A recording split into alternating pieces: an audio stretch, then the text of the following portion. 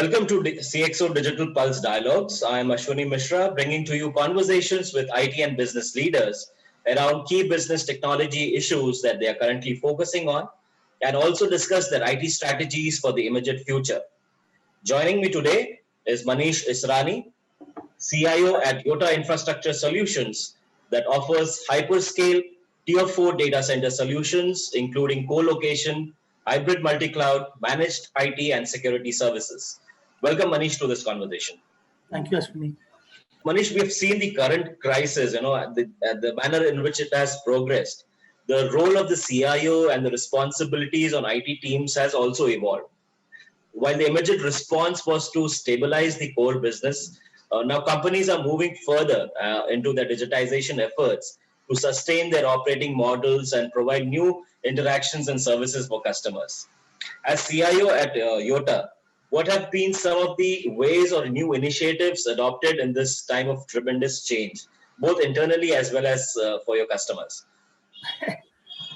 Good. So this is, the difficult time will let you think aloud, think out of the box.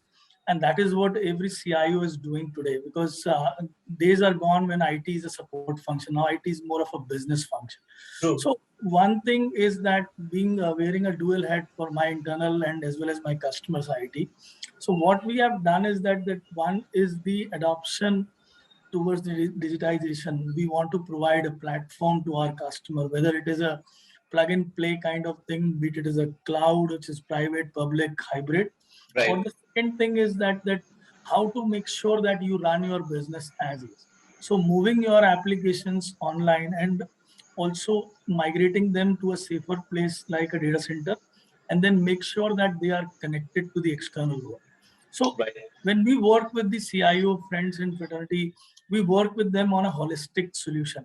So one is that how we will make sure that your IT infrastructure is sustainably working.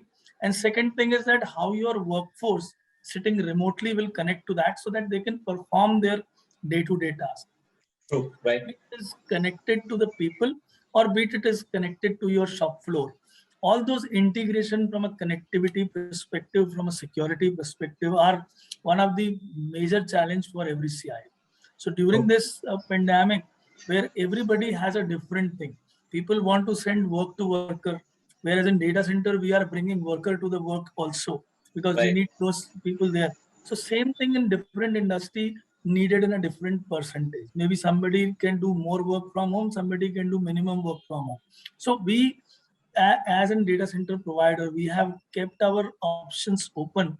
Whereas the second part, which is more difficult for CIO apart from the data center, because data center you have partners like us, but when your end customer, your end user, and your own system administrator who's sitting miles away from this infrastructure, he need to have a seamless connectivity, whether it is a virtual desktop or a VPN or a single sign-on.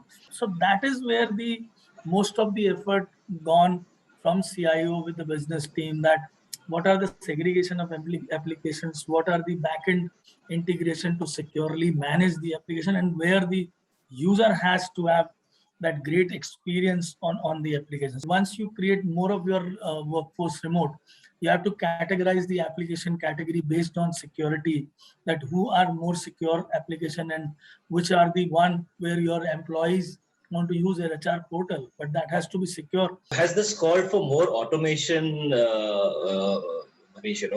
So as you rightly said, so one of the initial phase, it was to keep the business as usual. When things have stabilized, one of the immediate fallouts of the crisis has been the manner in which enterprises have are looking at ways to minimize dependency on infrastructure. So have you also looked at such an opportunity? Yes, so we have automated most of the things, and also our CIO friends have done it. So a lot of things which are requiring some paperwork to be signed, now everything is workflow based. So for a smaller approval, you don't have to send a courier to your office, kind of thing. So like the manufacturing is integrating the e-way bill. So everything is now automated, that the bill is printed at the exit gate of your factory, and your transport guy take the bill and just move forward. You don't have to go through desk by desk of approval. So all those things are automated. In the manufacturing, the more automation is there. In our data center, we have automated the entire material movement so that everything is now RFID based. We don't do anything. We just stick the RFID and then we know where the material is. So everywhere this automation took place as and when the need arise during this difficult time. A final question before we wind up. As you think about the coming 6 months or into the next year, as the CIO, what are some of the key strategic issues that are on your mind, or that you look at in terms of your priority? So absolutely, to run your business, and we being data center, multi-tenant data center and cloud provider, the CIOs will be more inclined to see that how they can unleash the value proposition from the data center companies. Right. They will focus on making their application more cloudified, not exactly moving to cloud, but also making them more cloud native. So they can scale as and when they demand, so that they can control their OpEx budget. And similarly, they will work on more of a hybrid strategy, that what needs to go on cloud, what needs to come back on their premise. And the more the application is available on a digital format on a e-platform, the more the connectivity to their own users and their customer. So remote working, analytics, cloud, and security. These are the 4 areas where every CIO, CTO, and CXO, now the CFOs, and everybody is involved to make sure that how effective they do this migration or a transition strategically, so that it will long last to run and face and smoothly run specifically these kind of difficult situations. Right.